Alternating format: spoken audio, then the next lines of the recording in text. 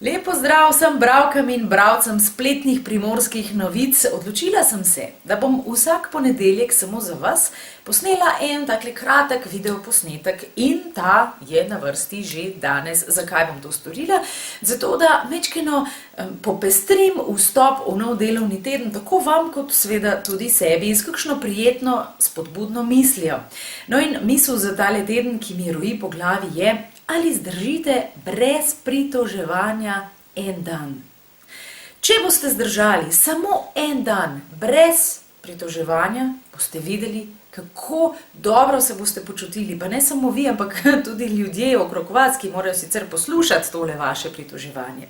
In če vam bo uspelo en dan, poskusite biti brez pritoževanja 2 dni, pa 3, 4, 5, 6, 7. In vedeli boste, če zdržite ves teden brez pritoževanja, to so prve spremembe v vašem življenju. A ne verjamete? Potem pa poskusite, pa boste povedali, ali verjamete ali ne. En lep pozdrav, živjo!